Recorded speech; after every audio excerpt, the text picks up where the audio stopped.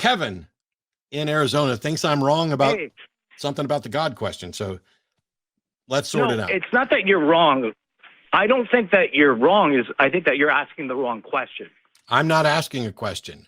Okay. There's a proposition, and the proposition is some God exists. And you're either convinced that that proposition is true, or you are not convinced that proposition is true. And all I'm asking is, for the people who are convinced that the proposition is true, what is your reasoning? I can give you my reason, but I want to clarify what I mean. So basically, you say, do you believe in God, yes or no? And then you say, why do you believe in God? Justify why you believe in God. I think you kind of have to approach it from a different angle.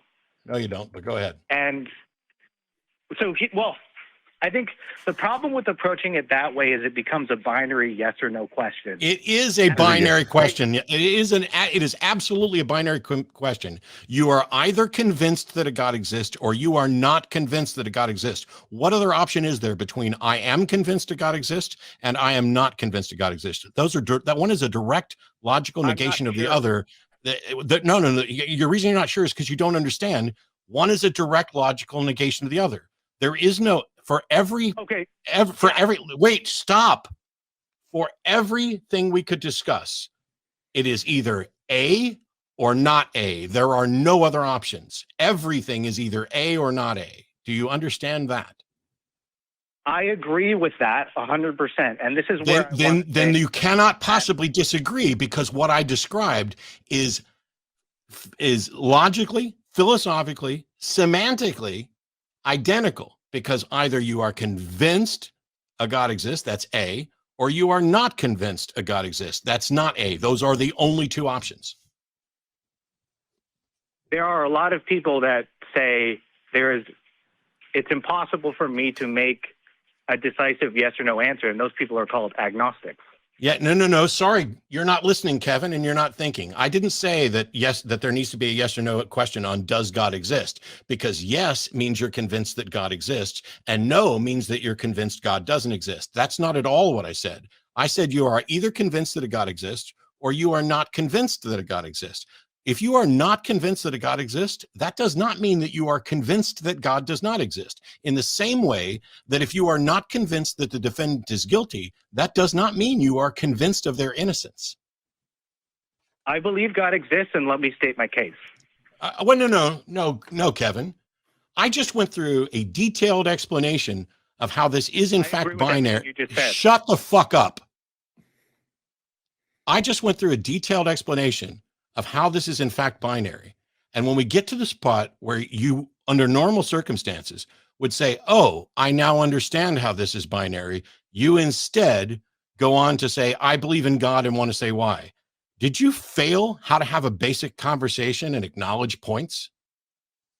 Stated was correct. So let me take it a step back, because I could see that we're having an argument, we're not having a discussion.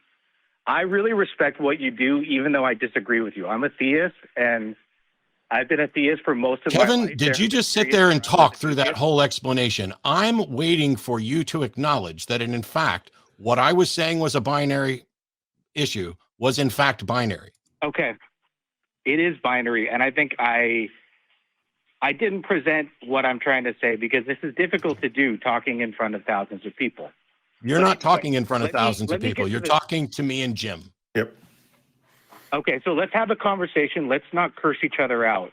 That's unnecessary. How about you stop telling me what fucking language I can fucking use on my fucking show, and you learn how to have a conversation where you acknowledge a fucking point and stop trying to dodge. I'm going to give you one more chance to continue the discussion.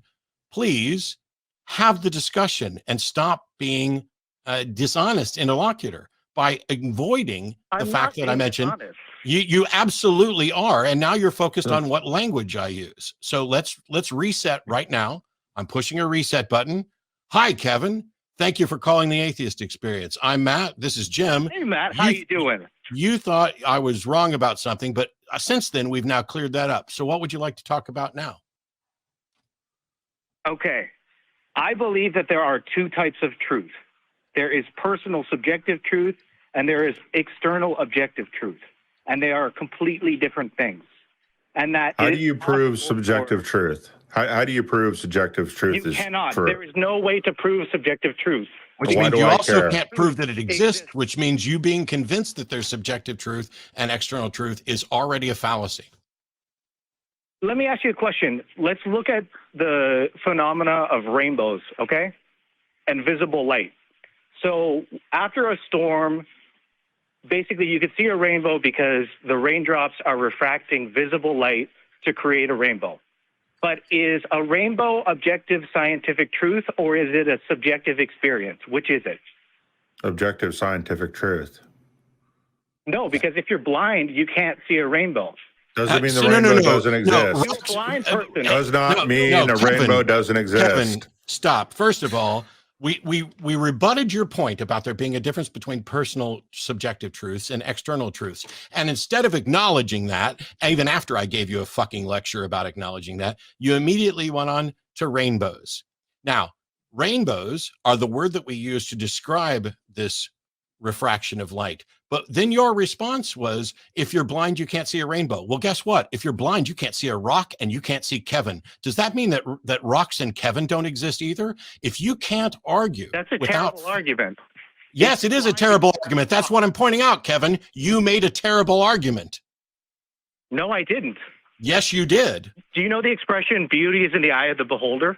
Yes, that's because assessments of beauty. That's because never mind, Kevin. You are done. There are other callers waiting. I am hanging up on you because you don't know how to do this, and you just made a shit argument. When we pointed it out, you agreed that it was a shit argument. You just didn't agree it was yours. You said blind people can't see rainbows, and therefore that makes them subjective. That's not true because blind people can't see rocks or Kevin, which makes rocks or Kevin subjective truths. So goodbye, sir.